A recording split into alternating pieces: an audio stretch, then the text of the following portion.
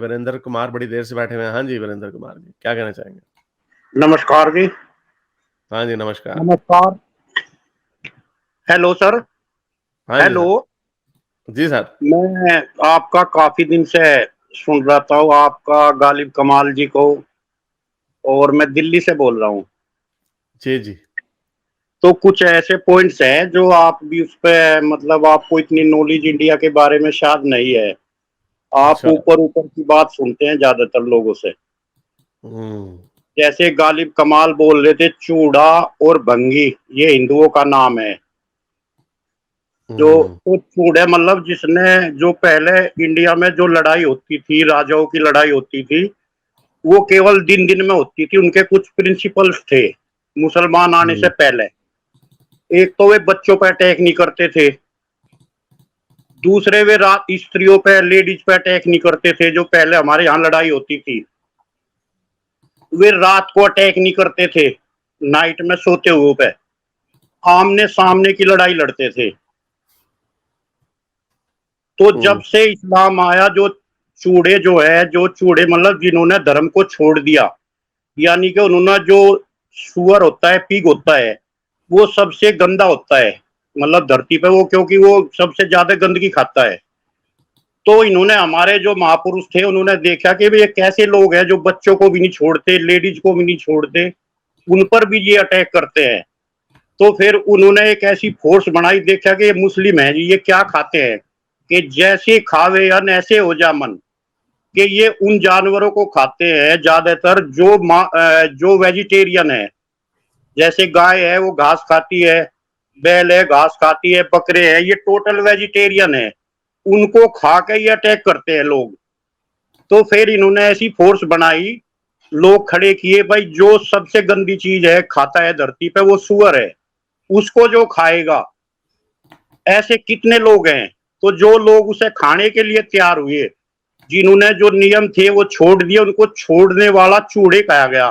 भंगी माने भंग कर दिया उनको। मतलब इस तरह से ये जाति अस्तित्व में आई।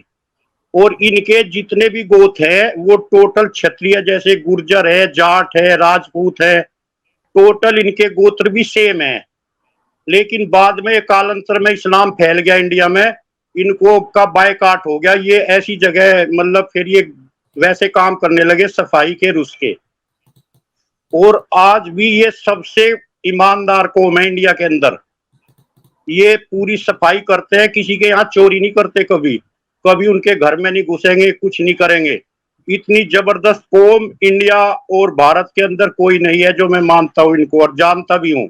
ये बातें आपने कहाँ से पढ़ी हैं? ये हमारी बुक्स है ना, हम गुरुकुल में जाते हैं वहां पे पढ़ते हैं। और तो जो ये जो नेम जो होता है हिस ना, जो नाम होता है, उसी में उसकी हिस्ट्री छुपी होती है। जो नाम है, जो नेम रखा गया है, वो कार्यों पर रखे गए हैं जितने भी हैं।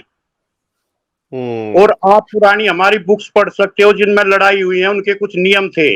अगर महाभारत हुँ, पढ़ोगे, केवल दिन दिन में लड़ाई होती थी, पढ़ लेना कभी।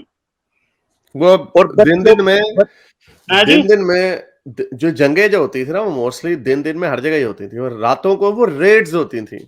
रात नहीं, को हमला बच्चों होता था जिनको वो रेड्स कहते थे। आज भी हम बच्चों पर अटैक नहीं करते। आज भी अच्छा, हमारी आर्मी जैसे कोई जीत लेती है और हारे हुए को जो माफी मांग लेता है, उसको हम टच नहीं करते। ये लेकिन इस्लाम ने जो अशोका की टोटल थ्योरी को अशोक इसको उल्टा कर दिया इस्लाम आने के बाद। अशोका आप की जो जंगें हुई देखो, थी अशोका इंडिया अशोका की की आप जो बुक जंग पढ़ो, ह्वेनसांग को पढ़ो, फाहियान को पढ़ो, मेगस्थनीज को पढ़ो, इंडिया के बारे में क्या लिखा है उन्होंने।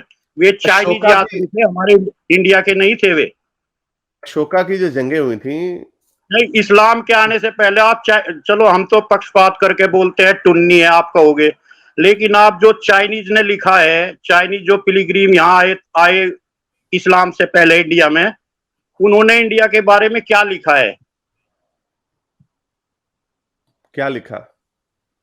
पढ़ो ना। उन्होंने लिखा है कि इतना शांति, यहाँ कोई चोरी नहीं होती, यहाँ कोई मतलब आदमी कोई दुखी ये नहीं कहाँ है। पे कौन-सी बुक में लिखा है? कोई मुझे रेफरेंस दें मुझे बुक का। ये इसको लिख लेना, मैं हवेन सांग का भेज दूंगा आपको, हवेन सांग की बुक पढ़ नहीं लेना। मुझे कुछ आप चाइनीज़ गूगल पे मुझे जाके पढ़ लेना उनकी बुक।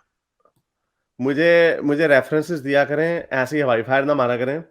नहीं, हवाई मुझे फायर नहीं, आप ढूंढ लेना ना, आप ढूंढ लेना। मैं अब ढूंढूंगा अच्छा, मैं अब ढूंढूंगा नहीं। जो जो क्लेम कर रहा होता है ना, जब कोई दावा कर रहा होता है तो वो उसको दिखाना पड़ता है कि ये इसने कहाँ देखो से ये बात उठाई है। देखो उस क्लेम बुक की, के मैं आपको ये एक प्रत्यक्ष चीज मैं अंकल सुन डायरेक्ट लेना दिखाऊंगा। बात, सुन तो आप लेना बात। कोई इंडिया में आओ, आपको मैं मैं इंडिया में गुरुकुल में आके, भी आपने सुन ले मेरी नहीं, बात, एक चले चीज आगे तो आपके। आपको सुनो, आपको मैं गुरुकुल में भी लेके जाऊंगा और मदरसों में भी लेके मैंने जाऊंगा। गुरु मैंने गुरुकुल में, आपकी गुरुकुल की बातें जो है ना, हिस्ट्री जो अपनी लोगों ने लिखी होती है, मैं मानता हूँ जो मॉडर्न लोगों ने बातें लिखी हैं, जो मॉडर्न स्कॉलर्स ने लिखी हैं, उसको हम स्कॉलरली देखते हैं। जो आपने बात की कि जंगें नहीं होती थी, कलिंगा वॉर जो थी, जो अशोका की जंग थी, वो बड़ी वायलेंट जंग थी। उसमें बहुत लोग मारे गए थे, बच्चे बुच्चे औरतें भी मारी गई थी, जिसके ऊपर लेकिन अशोका ने वो खुद कहा। देखो, वो किसी, सुन लेना सुनो यार, वो, मैं नहीं वो, म्यूट करना, मुझे म्यूट करना पड़ेगा अंकल अब आपको, क्योंकि आप बोली जा रहे हैं, बातें किए जा रहे हैं बार बार। आपने मेरे चैनल पे है, मुझे जवाब तो दे लेने देना। जो कलिंगा ने, वो देखो अभी भी उनका मुंह हिली जा रहा है, उनको पता नहीं है कि मैंने इनको म्यूट किया हुआ। तो ये, हाँ, आपको मैंने म्यूट किया हुआ है, आपको समझ नहीं आ रही है, आप लगे हुए बात कर रहे हैं। अब सुन ले जरा बात की, मुझे म्यूट करना पड़ा क्योंकि आप बड़ी देर से, मैं जब बोलता हूँ आप बीच में पड़ जाते हैं। मुझे ऑब्वियसली मैं आपको हर जंग का बारे में हवाला नहीं दे सकता, लेकिन मुझे इतना पता है कि अशोका की जो कलिंगा वॉर थी, उसके अंदर बहुत बच्चे औरतें मारी गई थी। इतना हुआ था कि Ashoka himself changed after that, और उसको बड़ा दुख था इस बात का। तो ये वो देखो अभी भी बोली जा रहा है अंकल। तो चलें, I think we have to wrap this up. और ये आपके जो हवाले हैं ना, अगली दफा जितने भी आपने रेफरेंसेस देने होते हैं, वो बुक के रेफरेंसेस दिया करें। इस तरह की जो अच्छी अच्छी बातें होती हैं, वो सारे लोग अपनी किताबों में अपने बारे में अच्छी अच्छी बातें लिखते होते हैं।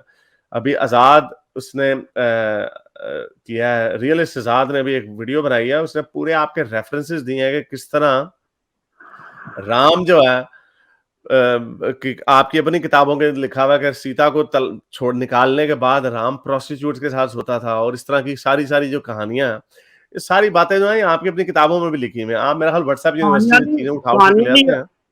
ये आपको बोलने की बहुत जरूरत है, मैं आपको बड़ी देर अनइंटरप्टेड बोलने दिया।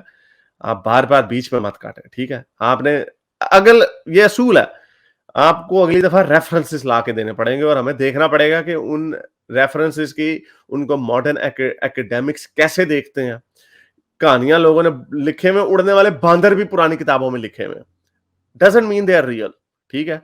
उड़ने वाला खोता भी लिखा हुआ है बुखारी में, it doesn't mean it's real. चले, I have to wrap this up. Thank you very much. मेरे इस नेक काम को जारी रखने के लिए मुझे पेपैल या पेट्रियन पे जरूर सपोर्ट कीजिए, ताकि मैं अपना पैगाम ज्यादा से ज्यादा लोगों तक पहुंचा सकूं।